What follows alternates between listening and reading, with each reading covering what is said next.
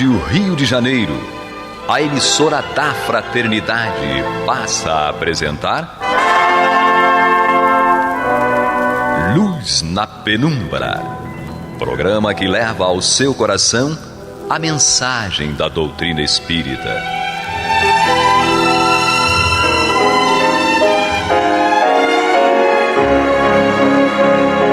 E com vocês, João Batista, para o estudo de O Livro dos Espíritos, da obra codificada por Allan Kardec. Queridos ouvintes, um prazer enorme estar aqui com vocês, dando continuidade ao estudo do Livro dos Espíritos, na tradução de Evandro Noleto de Bezerra, e hoje com a presença de dois grandes amigos, um estreando, né? Que é o Leir Stoff. Tudo bem? Stort. Uhum. Eu aprendo. Tudo bem? Tudo bem. E Astênio Oliveira. Tudo bom? Olá. Cada dia é uma página nova no livro da nossa vida. Se Deus quiser. Olha, nós estamos estudando o livro 4, Esperanças e Consolações.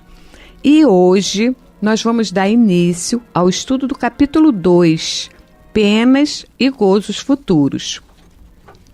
E eu vou iniciar o nosso estudo com o Leir, que é o nosso convidado iniciante. Então, ele vai pegar já logo de primeira, né? O capítulo que a gente vai estudar hoje é o Nada e a Vida Futura, né? Na questão 958, Kardec pergunta aos espíritos: por que o homem tem instintivamente horror ao nada? E aí? Primeiro, agradecer, né, pela oportunidade de aprender mais aqui com todos. Hein?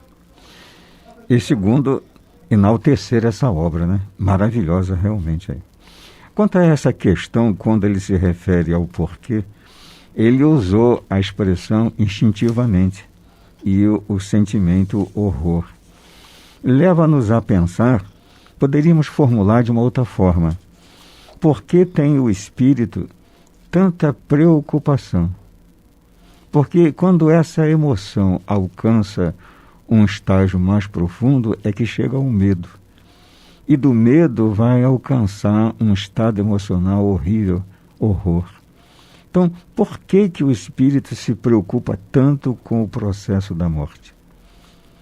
Incansavelmente, dizem esses amigos, que a morte não existe. Mas se considerarmos pelo lado de uma realidade, eu creio que o espírito em si, ele pensa na morte como um processo de existência que ele ignora, não lhe é dado saber exatamente como será depois, em virtude da maneira como se vive a cada estágio de renascimento. É sentimento. Esse sentimento, então, vai diferenciar em razão da materialidade mais intensa ou menos intensa com que ele vive aqui o estágio do renascimento. E aí eu traria isso para a atualidade. Porque essa história se reponta a antes dele ser homem. A pergunta diz, né? Por que tem o homem? Antes de ser homem é aquele estágio milenar do princípio inteligente até se formar. E ali nos ensinaram que naquele processo é gravado na consciência do filho espiritual todas as leis, todo o conhecimento da realidade. Mas a memória é abafada quando ele nasce aqui, mesmo pela primeira vez. Depois tem um estágio longo da ignorância. Ele só vai aprender a ler e escrever numa contagem impossível de ser relatada. Então, é natural que se sinta esse sentimento chamado medo. Agora, na atualidade, trazendo para os dias de hoje, com a chegada da nossa doutrina, isso mudou muito, né? E hoje eu vejo assim que a gente se diferencia entre nós pelo grau da espiritualização que cada um alcançou. Então, a pergunta, eu penso que deve ser aberta um pouco mais em razão de cada um. E eu poderia citar assim uns exemplos. Primeiro, o espírito espírita encarnado. Ele já está no local adequado, que é a instituição, já leu muito, participa de atividades, reuniões mediúnicas, já ouviu depoimentos reais daqueles que viveram a experiência primeiro. Esse caso, ele está mais equilibrado pelos depoimentos, pela vivência, pelos seus próprios problemas. Então, a morte para ele já é um quadro emocional mais equilibrado. Mas, mesmo assim, há relatos de que muitos espíritas ainda entram num processo de morte mais complexo. Depois eu diria para aqueles que são religiosos de outros círculos. Se ele, ao longo do tempo dele, ele aprendeu, não importa o título em que ele está em paz com ele mesmo. Ele espera o céu que foi programado para ele. E aí, nesse ponto, eu observo, pelos com quem eu converso, a maneira de falar, para mim já não importa mais se ele usa a expressão céu, paraíso. Para mim interessa que ele está sabendo da verdade. Ele sabe exatamente que a vida vai continuar. Ele está em paz. Agora, daí vai surgir um outro caso. É o espírito que está mais apegado à materialidade. É esse que vai sentir medo. É esse que vai se preocupar com um estado de horror depois. Então, na atualidade, eu vejo que isso se abriu maravilhosamente bem. Uhum. Pode passar para mim? Pode, vamos fazer seu comentário. Então vamos lá. É sempre interessante, né, a gente também avaliar o conteúdo da própria pergunta, né? Como o Leir até fez muito bem, né? Desenvolveu aspectos que eu não tinha pensado antes. Não, mas então Kardec pergunta, por que o homem, e aí considerando o homem como sendo o espírito encarnado, tem instintivamente horror ao nada? Se é instintivamente, isso não foi aprendido. O homem não aprendeu a ter horror ao nada, né? Porque o instinto é um sentimento inato, né? Já nasce com a criatura. Então, a palavra parece nos indicar que o homem já nasce com horror ao nada.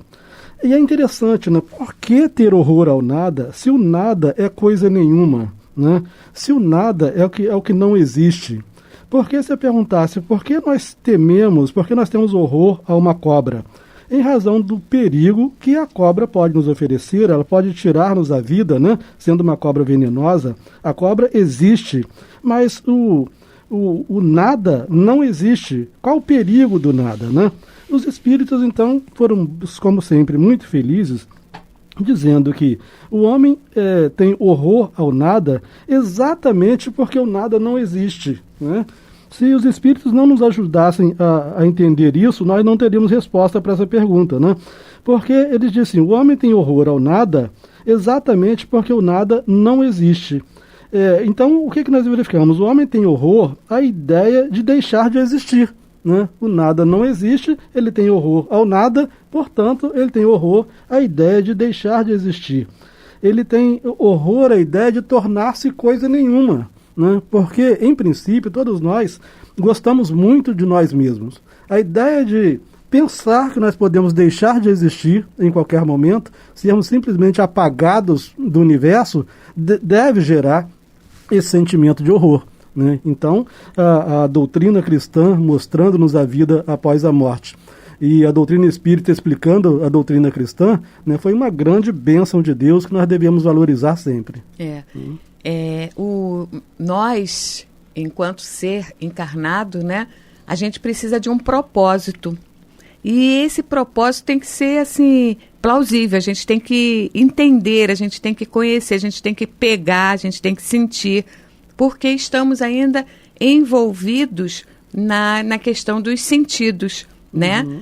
E quando a gente percebe a expressão do nada, a gente tem uma consciência oculta de que isso não existe, entende? Então, a gente tem o princípio inato em nós de que existe uma vida futura e que isso não acaba por aqui. Só que a gente não tem a consciência plena. Então é muito interessante. Gostei das observações e do resumo que Leir passou para a gente em relação a essa questão, né, da morte, né? E nós vamos estudar mais isso após a vinheta. Você está ouvindo pela Rádio Rio de Janeiro o programa Luz na Penumbra, com o estudo de O Livro dos Espíritos, na apresentação de João Batista. Ok, então vamos dar sequência na questão 959. De onde vem para o homem o sentimento instintivo da vida futura? Vamos ver, Astênia, sua posição, o que os espíritos dizem? Sim, os espíritos responderam, né? Só reforçando a pergunta, o Kardec falou assim: de onde vem para o homem o sentimento instintivo da vida futura? A gente nota que é uma visão oposta ao que foi explorado na questão anterior, na 958, né? Porque o homem nasce com horror ao nada. Por outro lado, na 959, diz que o homem tem o sentimento instintivo da vida futura. Então, o homem não tem o sentimento instintivo do nada, ele tem o sentimento instintivo da vida futura. Da continuidade, da continuidade. Né? Foi o que eu falei, por Perfeito. isso que o nada para ele não é uma coisa concreta. Sim, o nada, para que algumas criaturas que se dizem materialistas cheguem à conclusão de que a realidade pós-morte é o nada, isso é um processo mental. Agora, o instinto leva a criatura a naturalmente vislumbrar essa vida futura. Até porque nós verificamos todos os outros seres, né, todos os outros fenômenos da natureza e observamos que nada se extingue, né? As flores que morrem depois nascem de novo, e não seríamos nós que iríamos morrer e deixar de existir. Bom, mas vamos para a resposta que os espíritos deram, né? Repetindo a pergunta, de onde vem para o homem o sentimento instintivo da vida futura? Eles disseram: já o dissemos, antes de encarnar, o espírito conhecia todas essas coisas, né? E a alma guarda vaga lembrança do que sabe e do que viu no estado espiritual. Então, o que os espíritos estão dizendo assim: nós temos esse sentimento instintivo da vida futura, mesmo que não saibamos explicar a vida futura. Felizmente, com a doutrina espírita, nós já sabemos explicar melhor, né? Não temos conhecimento pleno, né? O Frederico Figner, no livro Voltei, né, que ele escreve com o pseudônimo de Irmão Jacó, ele diz que tudo que nós sabemos, né, no plano físico a respeito da vida no mundo espiritual está longe da realidade da vida no mundo espiritual. Mas nós já temos uma noção de vida espiritual, né? Então eles disseram assim: já o dissemos, antes de encarnar, o espírito conhecia todas essas coisas, né, relativamente à vida futura. Então nós viemos da vida futura, né, para a vida presente, né, a vida futura sendo considerada a vida espiritual. E eles dizem então que, como nós viemos da vida futura, nós viemos do mundo espiritual, a alma guarda vaga lembrança do que sabe, né? Então esse resquício de lembrança do que nós fomos, né, até algum tempo atrás, como espíritos desencarnados, é que nos traz a convicção de que nós continuaremos, porque nós já existíamos antes de estarmos aqui. Então, do que sabemos de vida espiritual e do que vimos no estado espiritual. E aí, então, a gente verifica que estado espiritual é sinônimo de vida futura, né? É o que nós vemos na resposta que os espíritos deram a Kardec. Mas aí tem um comentário do Kardec, né? Vai passar para o Leir para fazer... Pode ser. O senhor faz a leitura do comentário de Kardec? Em todos os tempos, o homem se preocupou com o seu futuro de além-túmulo. E isso é muito natural. Seja qual for a importância que ele ligue à vida presente, não pode deixar de considerar quanto a essa vida é curta e, sobretudo, precária, pois pode ser interrompida a qualquer instante, nunca se achando ele seguro quanto ao dia seguinte. Que será dele após o instante fatal? A questão é grave, pois não se trata de alguns anos apenas, mas da eternidade. Aquele que deve passar longos anos num país estrangeiro se preocupa com a situação em que lá se achará. Como então não haveríamos de nos preocupar com a que teremos ao deixar este mundo, uma vez que é para sempre? A ideia do nada tem a qualquer coisa que repugna a razão. Por mais despreocupado que seja o homem nesta vida, chegando o momento supremo, pergunta a si mesmo o que vai ser dele e involuntariamente espera. Crer em Deus sem admitir a vida futura seria um contrassenso. O sentimento de uma existência melhor reside no foro íntimo de todos os homens e não é possível que Deus o tenha posto ali em vão. A vida futura implica a conservação da nossa individualidade após a morte. Com ele, de que nos adiantaria sobreviver ao corpo se a nossa essência moral devesse perder-se no oceano do infinito? As consequências para nós seriam as mesmas dos que defendem o nada.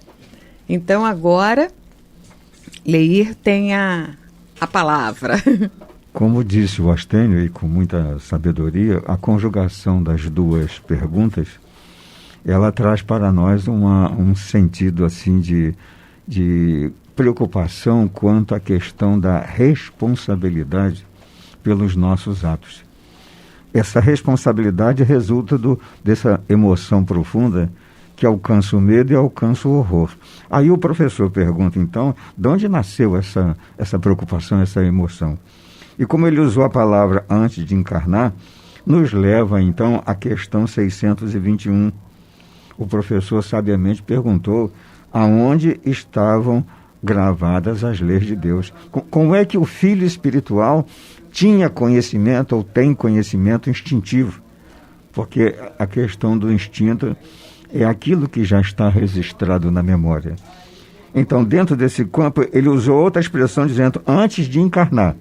Ora, então, o surgimento dessa preocupação, do conhecimento em si, reponta a sua geração. No cosmos onde ele foi gerado, num determinado momento, foi gravado na mente dele, numa caixa de memória, não existem palavras para definir isso, todo o conhecimento da vida em si, do universo, todo o conhecimento como Deus criou a evolução das espécies em si. Mas ele não tinha prática. É trazido, então, a escolas como essa.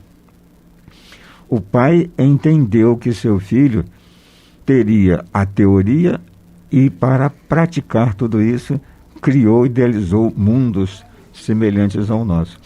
Então, isso vai repontar ao início da nossa geração. Agora, a partir daí, do momento em que ingressamos no processo da humanização, cabe aqui lembrar da pergunta 651. E o professor perguntou, dentro desse quadro de medo de responsabilidade, conhecimentos, ignorância, se havia povos na Terra destituídos de todo sentimento de adoração. A palavra adoração não tem aqui um sentido de religiosidade. Tem aqui um sentido de respeito e responsabilidade. O filho sabe, está gravado nele, instintivamente, que ele tem um ser supremo que o criou. Aí o instrutor responde, não, nunca houve povos de ateus. Isso vem confirmar, então, que todos nós, ao sermos gerados no cosmos, recebemos de forma responsável o conhecimento. E vamos traduzindo isso no dia a dia, a partir daquelas selvas distantes, mas a ideia é trazer isto para a atualidade. É o que vivemos hoje nesse processo de humanização. A nossa mente, ao longo do tempo, vai se ampliando gradativamente e vamos compreendendo o processo divino da criação. E a cada momento, a cada experiência, a cada renascimento, você está migalhas melhor, migalhas de iluminação, até chegar a um ponto que esta maravilhosa doutrina nos deu a oportunidade de vivenciar através dos processos de mediunidade, as casas espíritas, e assim, então, vamos recordar, só para registrar, a questão 393, a lei do esquecimento da memória. Isso pesa muito na nossa evolução. Tendo o conhecimento, tendo a experiência vivida, renasceu, tudo se abafa e aí novas oportunidades, novas dificuldades, e eu lembro o poder que a matéria exerce sobre nós. Né? Nossa, que compêndio. Vamos então, lá. Aí o Kardec, né, ao comentar a questão do sentimento instintivo da vida futura, ele diz que a questão é grave. Né? Quando Kardec fala que a questão é grave, é bom que a gente preste bastante atenção. Né?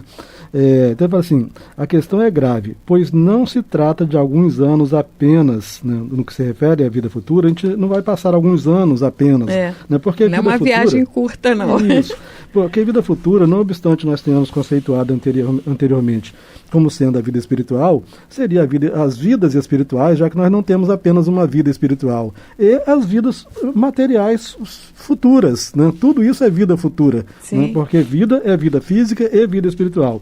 Então ele fala assim, a questão é grave, pois não se trata de alguns anos apenas, mas da eternidade. Né? Ou seja, do para sempre. E como nós já sabemos, né, a ideia espírita não é de que ninguém passe a eternidade como espírito, pelo menos até que alcance um determinado nível de progresso, de perfeição.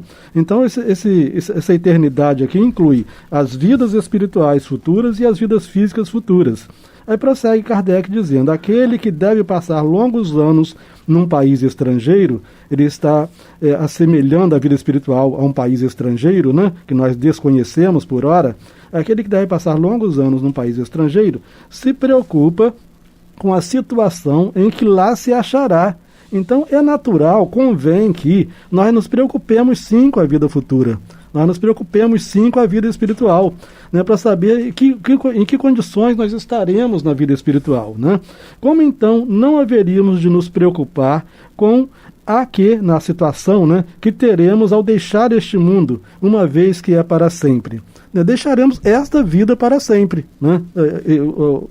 Não deixaremos este mundo para sempre, mas deixaremos esta vida para sempre. Então é natural que nós nos preocupemos sim com a nossa situação futura e que, obviamente, do mesmo modo que eu me preparo para uma viagem a um país estrangeiro, que eu me prepare diariamente para a viagem da morte. Pode fazer mais uma acréscimo? Pode. Essa questão da responsabilidade, do horror, do medo instintivo, é assim maravilhoso como o professor buscou registrar para nós. Nessa questão 393, que trata do esquecimento, ele pergunta com clareza, como é que pode o homem ser responsável por atos a resgatar, faltas que não se lembra? Como é que pode ele aproveitar a experiência das vidas que se esqueceu? Como concilia isso com a justiça de Deus? Bem, então ele responde que em cada existência o espírito vai acrescentando a inteligência, né? Mas o que eu chamei a atenção para o poder que a materialidade possui sobre nós, de uma forma de provocação, eu posso lembrar aqui do abafamento da memória, por exemplo, quando desencarnado. É o espírito da Dona Laura que vai renascer e pede para rever a memória e não é permitido. Francisco de Assis, ao nascer, ele se envolveu com a materialidade, foi para a guerra. Napoleão Bonaparte, que recebeu importante missão, se perdeu na guerra. Então, eu lembro sobre o poder que a matéria exerce sobre nós. Sim, isso é uma coisa muito interessante. Mas vamos ter, meus queridos ouvintes, prestem bem atenção no programa de hoje, porque aqui tem muita informação que vai fechar a nossa linha de raciocínio ao longo desse mês, que estaremos estudando este capítulo de gozos e provas futuras, certo? E gostaríamos muito de agradecer pela oportunidade de estarmos aqui reunidos, estudando, e agradecer aos ouvintes por estarmos, né, prestando atenção em nós, acredito eu, e que tudo corra bem, que Jesus esteja sempre conosco. Graças a Deus. Graças a Deus. Você está ouvindo o programa Luz na Penumbra.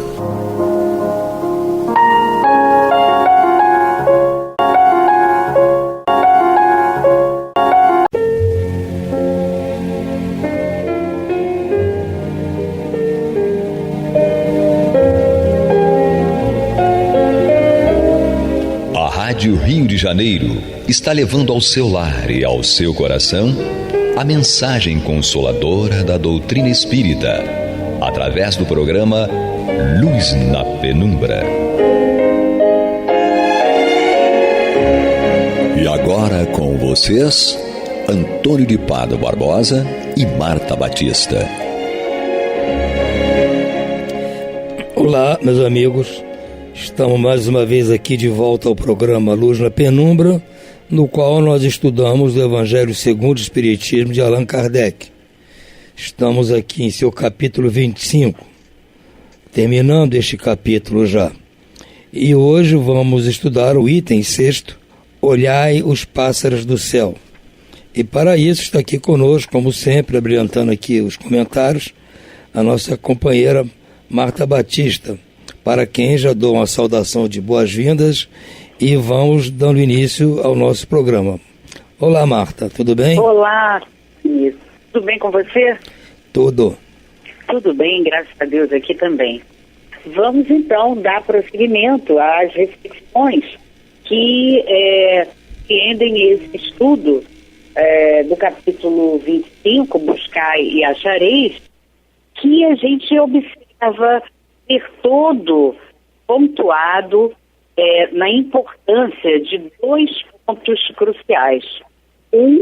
Da questão da importância do trabalho e a necessidade dele no nosso processo de vivência na Terra e de evolução, e a questão de priorizarmos sempre a perspectiva espiritual, a nossa evolução espiritual, moral.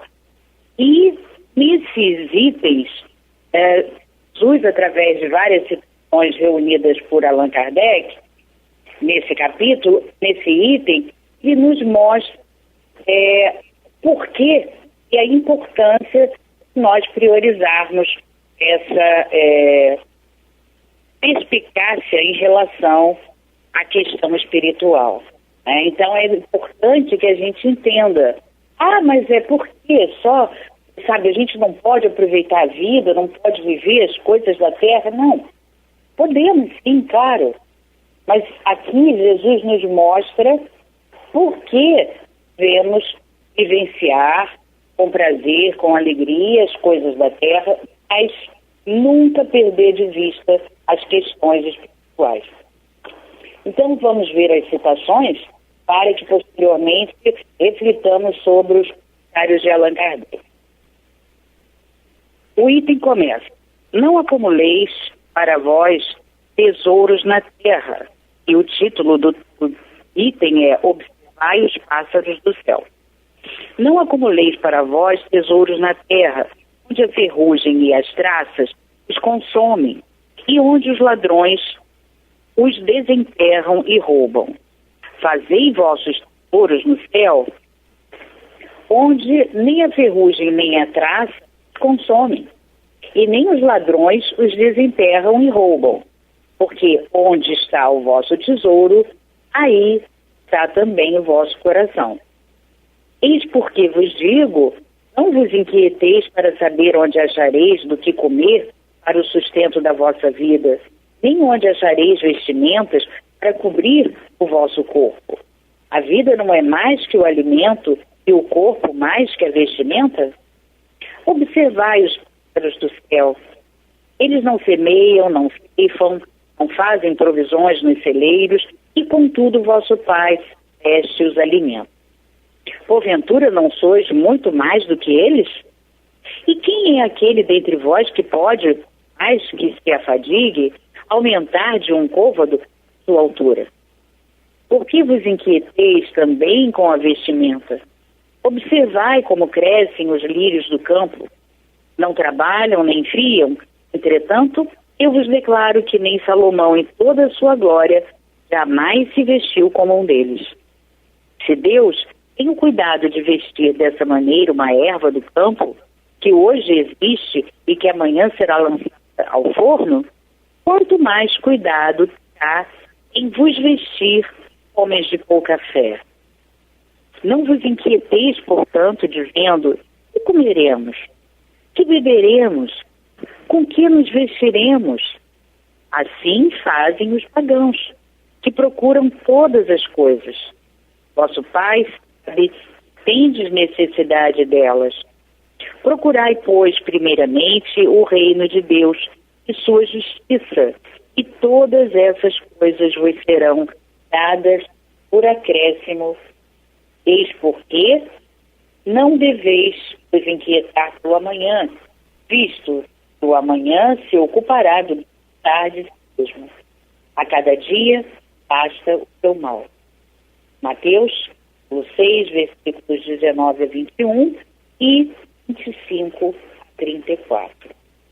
Então, nós observamos aqui que o objetivo desse tema é nos mostrar, destacar, para que nós entendamos o que significa essa citação. Então, enxergando nas citações de Jesus, o que é mais importante é cultivar os valores do céu mais do que os da terra. E, logicamente, aonde esses valores do céu nos conduzirão. Então, ele mostra, né, a efemeridade dos valores da terra, mostrando que eles são efêmeros, passageiros, temporários. Eles servem, sim, para que nós avancemos a inteligência, buscando o melhor, o conforto, né, a comodidade, mas entendendo sempre que eles são apenas uma alavanca para que nós desenvolvamos a nossa inteligência e vivamos com conforto. Agora, eles ficarão todos aqui, ao passo que os valores morais, todos esses nós levaremos.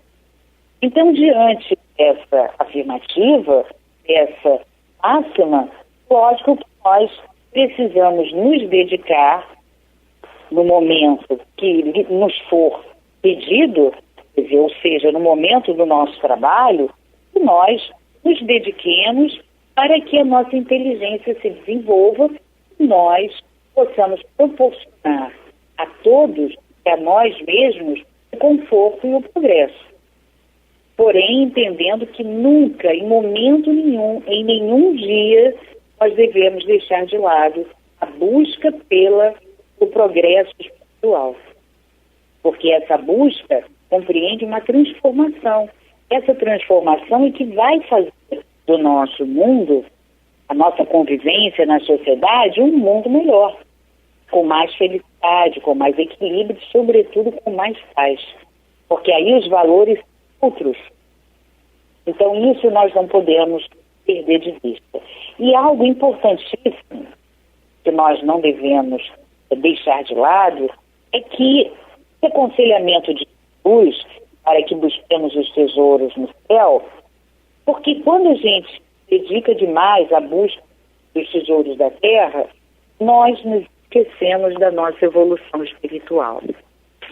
Então não é só porque nós estamos ali acumulando tesouros, né, valores materiais, riquezas, muitas vezes se tornam improdutivas, bens que muitas vezes são supérfluos, né, numa fortuna, numa egoísta, de uma fortuna, você vai tentando acumular mais e mais e mais, mas sobretudo porque quando você está debruçado em acumular esses tesouros, você esquece totalmente a sua evolução espiritual.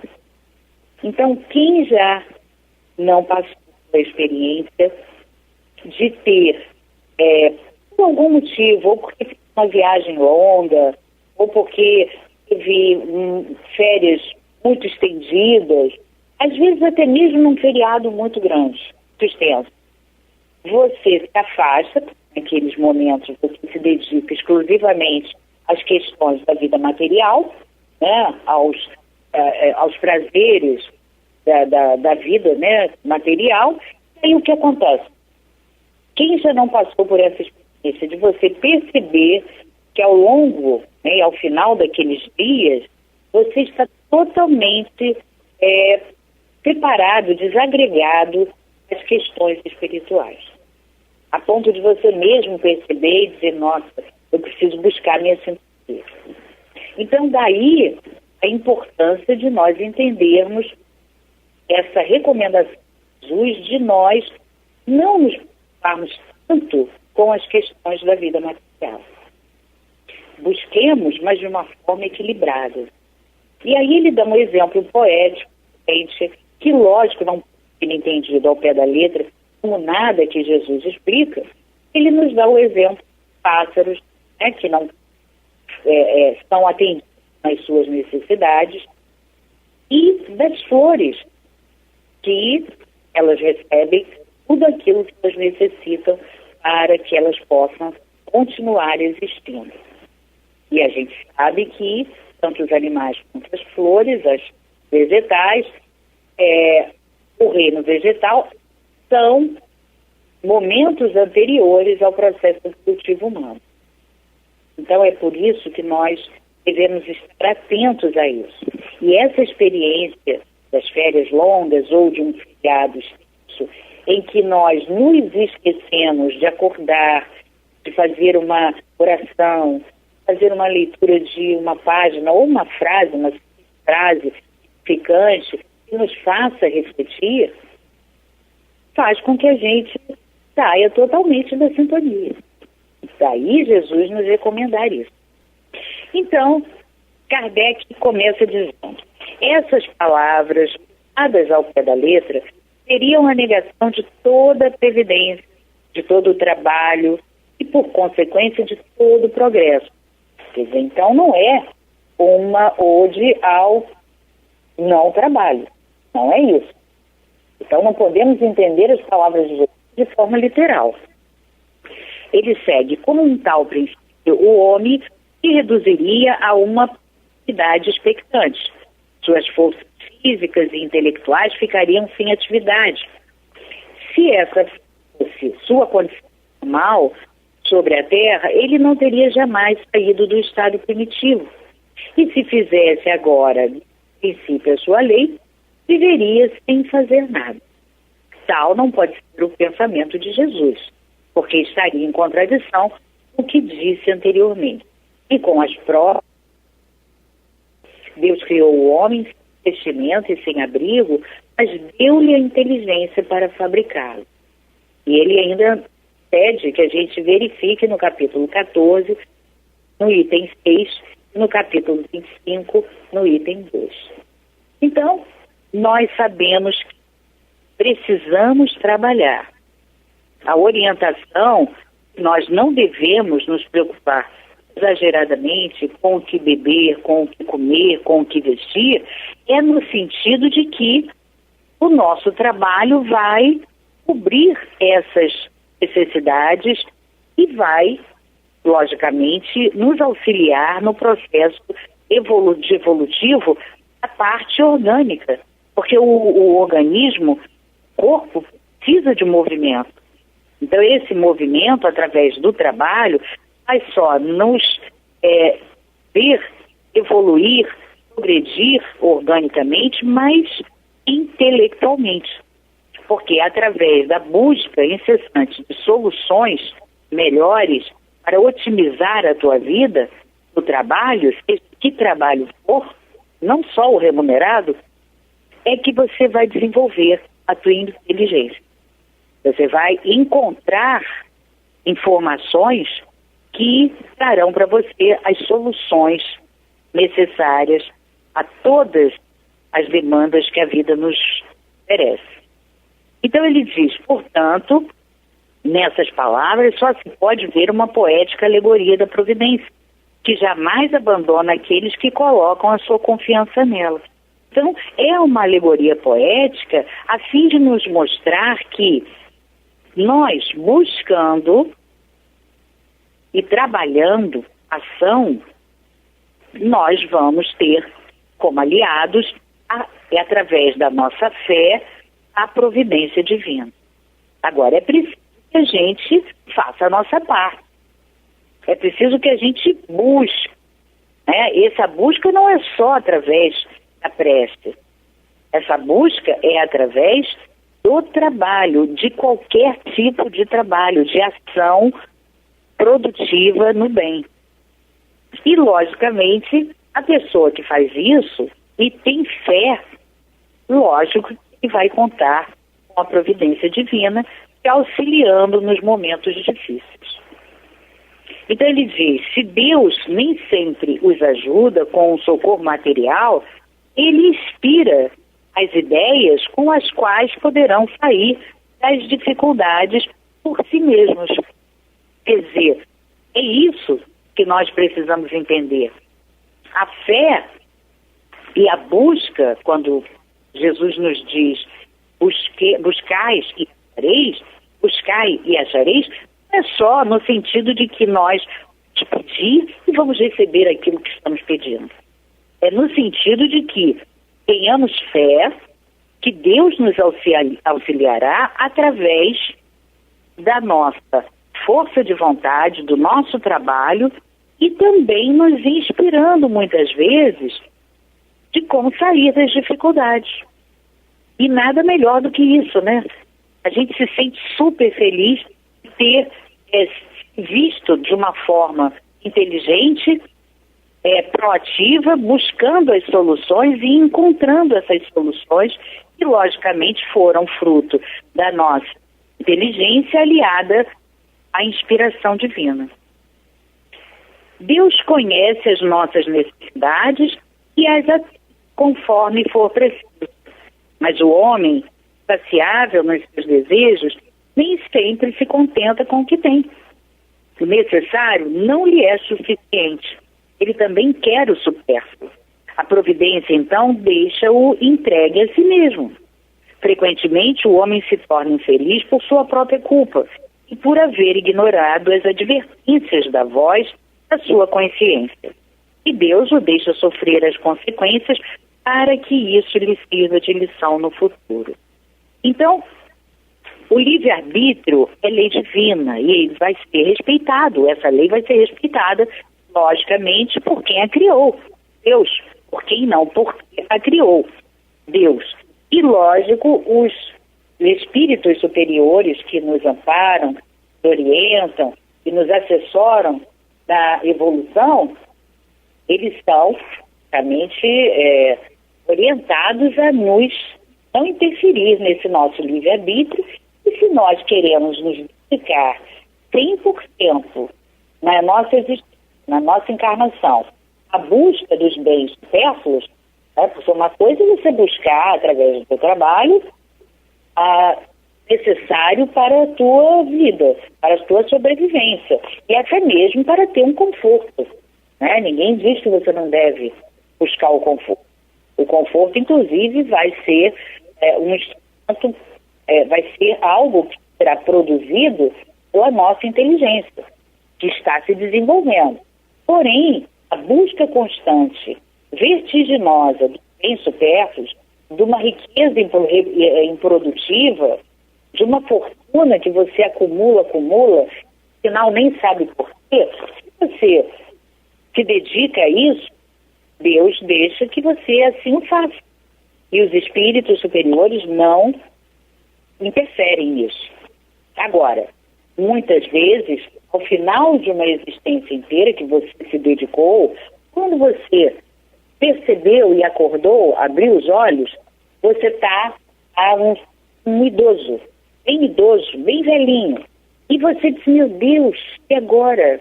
Sabe, tanta coisa que eu queria ter feito, que eu queria ter valorizado e eu esqueci nessa busca vertiginosa de riquezas. Mas aí você já está num momento difícil porque não dá mais para você retroceder e refazer esse caminho.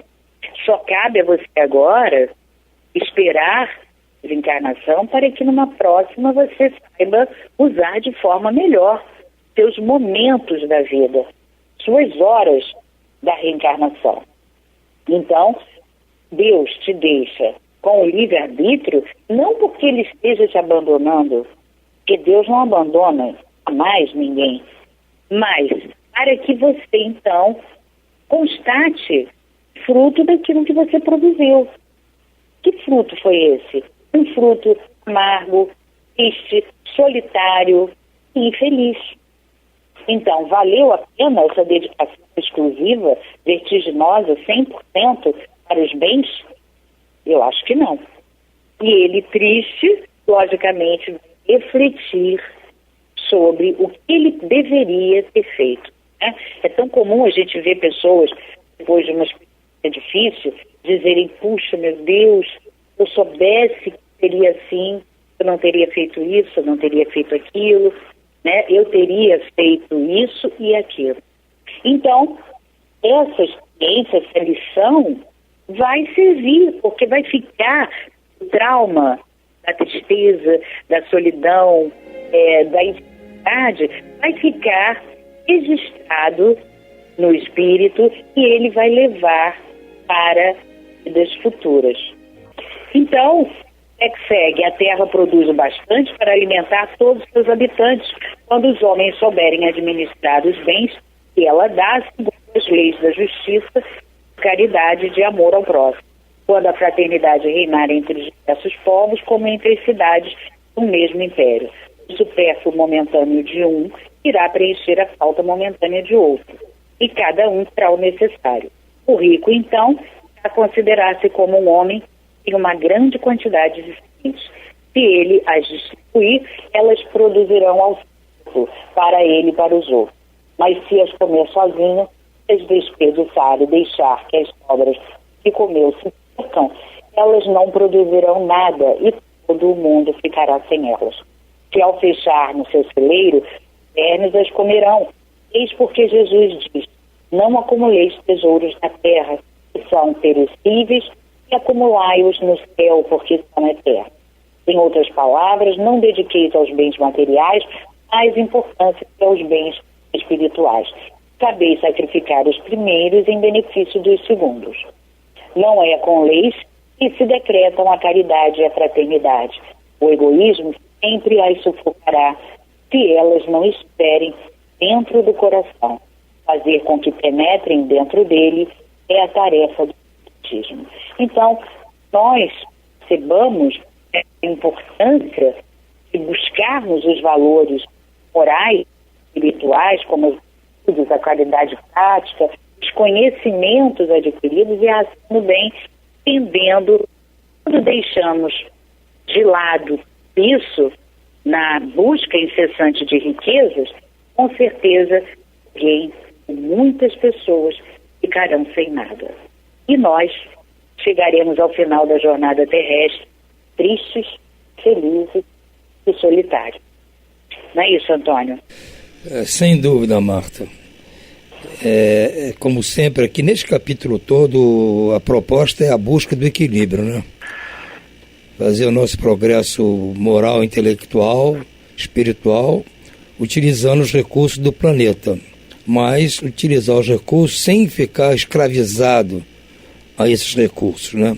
Não podemos dispensá-los, mas também não fazer com que eles sejam o nosso objetivo. Então, essa busca do equilíbrio é que é fundamental. Mas nosso tempo já está esgotado, vamos ficando por aqui, desejando a todos muito boa noite e muita paz. Muita paz a todos.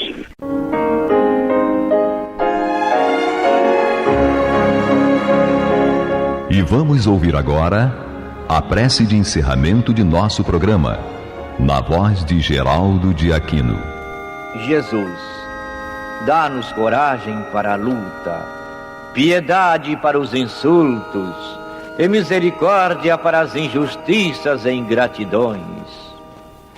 Limpa nossa alma de inveja e ambições mesquinhas, de ódio e de vingança o nosso caminho.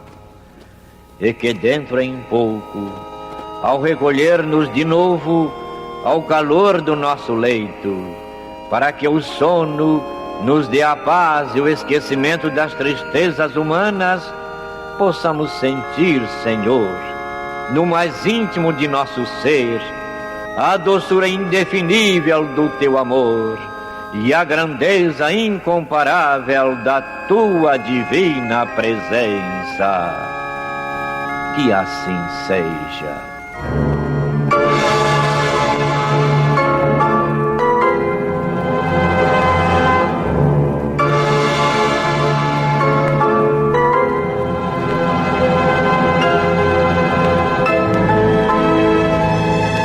acabamos de apresentar o programa Luz na Penumbra, que voltará a ser apresentado amanhã às 21 horas nesta emissora.